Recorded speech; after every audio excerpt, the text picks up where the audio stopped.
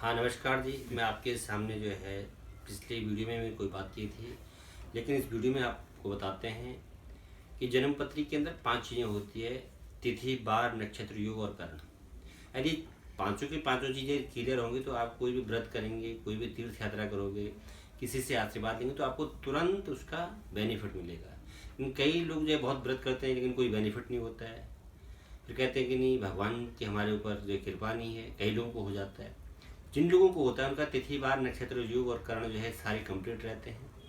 तिथि, रिक्ता तिथियों में किसी का जन्म नहीं होना। यदि माना किसी का जन्म हो जाता है तो उसको जो है रिक्ता तिथियाँ जो चतुर्थी, नौवीं और 14 को कहा गया। चतुर्थी तिथि को किसी का जन्म हुआ हो तो उसे गणेश जी का पूजन करना चाहिए, 1000 लड्डू का भोग लगाए।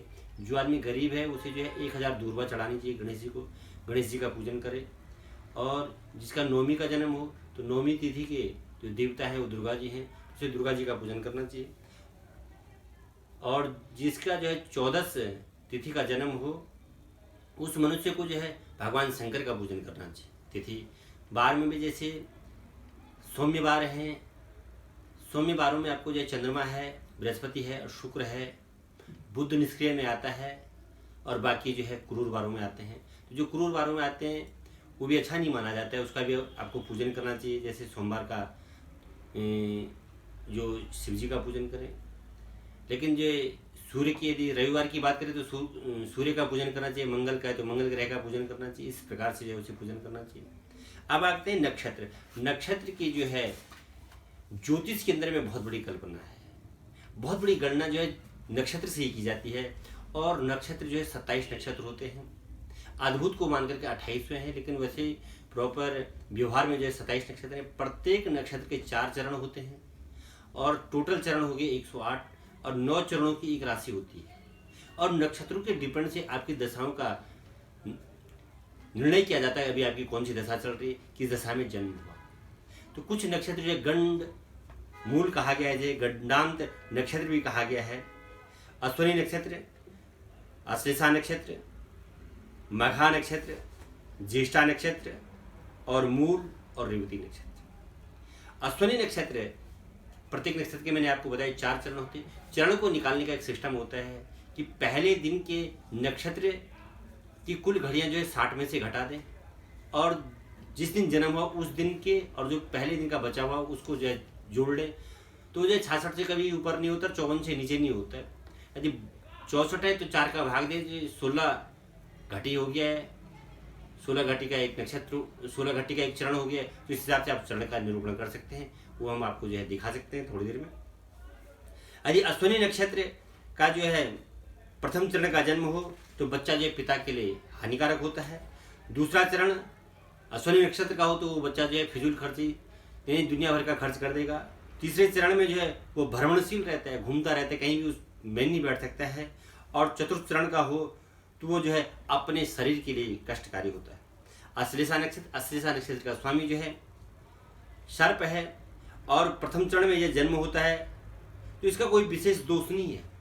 और दूसरे चरण में जन्म होता है तो पिता की धन की हानि होती है। और तीसरे चरण में जो है माता पिता और गंडांत सूल यानी माता पिता को हानि पहुंचाता है वो। और चतुर्थ चरण में जो है वो पिता के लिए अनिष्टकारी होता है। मघा नक्षत्र के देवता जो है पितृ हैं। मघा नक्षत्र का प्रथम चरण में उत्पन्न होने वाला बच्चा माता पिता को कष्टकारी, मातृपक्ष को हानिकारक होता है। दूसरे चरण में जो है जिसका जन्म होता है वो पिता के लिए परेशानी का कारक होता है। और तीसरे चरण में जो है जन्म लेने वाला शुभदायक होता है। और चतुर्थ चरण में जन्म लेने वाला विद्या और धन के लिए जो है शुभ होता है। ज्येष्ठा नक्षत्र में जिसका जन्म होता है उस बालक का प्रथम चरण में यदि उसका जन्म हुआ हो तो वो अपने से बड़े भाइयों के लिए हानिकारक होता है। दूसरा चरण जो है छोटे भाइयों के लिए हानिकारक होता है। और तीसरा जो चरण है वो पिता के लिए अनिष्टकारक होता है। और चतुर्थ चरण जो है वो जातक स्वयं और अपने पिता के लिए हानिकारक होता है। ज्येष्ठा नक्षत्र कभी भी लोग जो है जन्मपत्री मिलान करते हैं, लेकिन ज्येष्ठा नक्षत्र का जो जन्मपत्री मिलान में बहुत बड़ा अपना एक महत्वपूर्ण स्थान है। यदि किसी बालक का यदि ज्येष्ठा नक्षत्र हो तो उसकी घरवाली से बड़े भाई बहन नहीं होने चाहिए।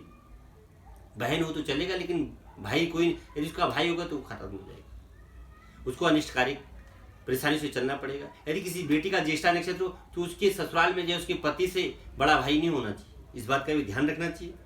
मूल नक्षत्र की बात करते हैं। मूल नक्षत्र केतु के नक्षत्र गुरु की राशि में उत्पन्न होने वाला बालक बहुत अच्छा माना जाता है। लेकिन मूल नक्षत्र के प्रथम चरण में जन्म लेने वाला बालक पिता के लिए हानिकारक होता है। दूसरे चरण में जन्म लेने वाला बालक माता के लिए हानिकारक होता है। तीसरे चरण में जन्म लेने वाला बालक धन का नाश करता है और चौथे चरण में जन्म लेने वाला बालक शुभ माना जाता है। लेकिन कार्तिक के महीने में यदि मूल नक्षत्र में किसी बालक का जन्म हुआ तो वो अच्छा नहीं माना जाता है, उसके लिए आपको पूजन, क्योंकि कार्तिक के महीने में जो सूर्य शुक्र की राशि और नीच राशि में चला जाता है और शुक्र और सूर्य का आपस में वैर भी है। और इसके बाद जो है अंतोगत्वा रेवती नक्षत्र की बात करते हैं। रेवती नक्षत्र बुध के नक्षत्र में गुरु की राशि मीन में उत्पन्न होने वाला बच्चा बहुत अच्छा माना गया है। लेकिन प्रथम चरण में जन्म लेने वाला बालक राजा के समान वैभवशाली होता है। दूसरे चरण में जन्म लेने वाला बालक सुख और साधनों से युक्त होता है। तीसरे चरण में जन्म लेने वाला बालक धनवान होता है और चतुर्थ चरण में जन्म लेने वाला बालक मां के लिए जो है अनिष्टकारी होता है। यदि किसी के जन्म पत्री के अंदर में यदि चार चीजें, चार चरणों में किसी का जन्म हुआ हो, ये 6 नक्षत्रों के अंदर, तो आप स्वयं कंप्यूटर में चेक करके उसका उपाय खुद कर सकते हैं।